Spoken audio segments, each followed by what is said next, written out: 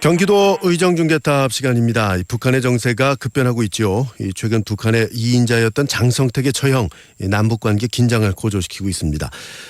올 한 해를 좀 되돌아보면 극적으로 타협이 됐지만 개성공단의 폐쇄 직전까지 몰렸었고요. 이산가족 상봉은 결국 취소가 되고 말았죠. 이렇게 얼어붙은 남북관계 속에서 경기도 의회가 남북교류추진 특별위원회를 구성을 했다고 하는군요. 지난 24일에 1차 회의를 개최하고 활동에 돌입을 했는데 자세한 말씀 들어보겠습니다. 경기도의회 남북교류추진 특별위원회 유재구 위원장입니다. 부천시 제5선거구가 지역구입니다. 위원장님 안녕하십니까?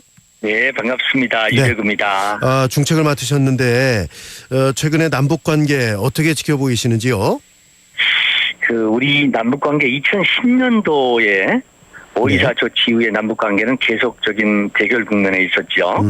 2013년도 이산가족 상봉 및 금강산 관광 재개 회담 추진 등 대화 국면을 이어간가 했었습니다만 북한의 일방적인 연기 발표로 현재까지 경제 국면이 지속되고 있습니다. 지난 12월 8일 날 장성택 처형 사건 이후에 북한의 대남 비방 수준이 한층 고조되고 있습니다. 이런 상황에서 보면 대화 국면 전환이 매우 어려운 실정이라고 보입니다만 그럼에도 불구하고 최근에 개성공단의 남북공동사업 협의사항 등 남북한이 대화 국면으로 전환될 수 있는 여지도 있다고 생각이 됩니다. 자, 그래서 이제 경기도 차원에서 이제 남북교류 추진해야 될 필요성이 있다라고 판단하셨기 그렇습니다. 때문에 이제 의회에서 특위를 구성하신 것 같은데. 네, 그렇습니다. 특위가 앞으로 어떤 일을 하게 되는지 좀 소개를 해주시죠. 우선 경기도에서는요. 지난 6월달에 김지사무원이 제초 발의를 통해서 남북거리 협력사업 활성화를 위해서 경기도의 대응과 지원 대책을 점검하고요. 효율적인 대처 방안을 마련하기 위해서 도의 차원에서 특별위원회 구성을 결의하고 지난 12월 20일 날 여야 대표를 포함한 15분의 위원님으로 위원회를 구성했습니다. 그동안 이 경기도에서의 남북 간 교류는 어떤 것들이 있었습니까? 경기도에서 2002년부터 우리 남북교류 협력 사업을 시작했습니다. 그리고 그동안에 용천역에 폭발 사고가 있었을 때 의약품을 제공하고요.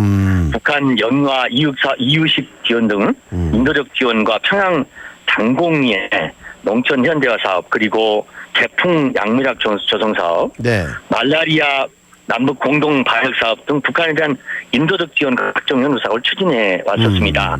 이는 전국의 지방자치단체 남북교류 협력 추진 사례 중에서 경기도의 규모나 내용 면에서 제일 큰 성과를 이뤄냈고요. 현재까지 남북교류 사업 추진이 좋은 본보기가 되고 있다고 보여집니다. 자, 이 경기도에서 있었던 남북 간 교류는 역사도 상당했고 또 여러 가지 성과를 거두고 있다라고 지금 설명을 해주신 건데 앞으로 이제 남북 교류 활성화를 위해서 더 잘하기 위해서 의회 차원에서 하실 일들이 어떤 게 있다고 보시나요? 현재 아시다시피 남북관계 경제 국면에 있지 않습니까? 북한에 대한 인도적 지원 및 협력 사업에 대한 도민들의 관심도가 사실 많이 낮아져 있는 것도 사실입니다. 우리는 특위를 통해서요. 도의 차원에서 한 목소리를 우선 내고 도민들에게 남북 협력의 중요성을 다시 한번 환기시킬 수 있는 계기가 되었으면 하는 생각입니다.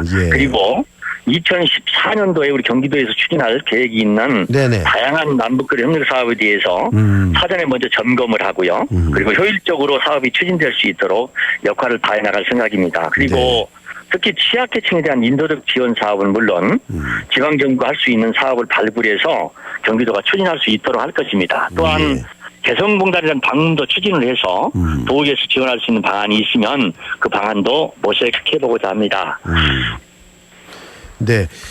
개성공단에 지금 진출해 있는 경기도 기업도 상당하죠? 그렇습니다. 그런 개성공단에 나가 있는 경기도 기업들도 좀 지원할 수 있는 방법을 좀 찾아보겠다 이런 말씀이시죠? 그렇습니다. 이 경기도는 사실 이 북한과의 접경 지역이 상당히 많지 않습니까? 그렇습니다. 그러다 보니까 이제 필요성이 더 중요한데 기존에 이 경기도에서 추진하던 그 DMZ 관련 사업들이 있잖아요. 그렇습니다. 그거하고는 좀 차이가 있는 건가요? 특이 활동 내용하고요?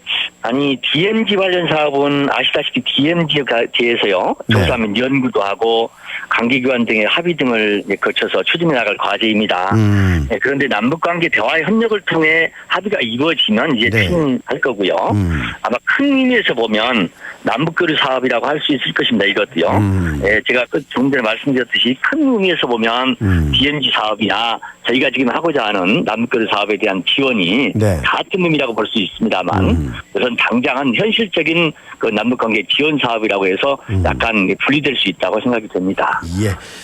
자, 이런 노력들, 의회 차원의 노력들이 앞으로 저 남북관계에 좀 변화를 이끌어낼 수 있다고 좀 보고 계시나요?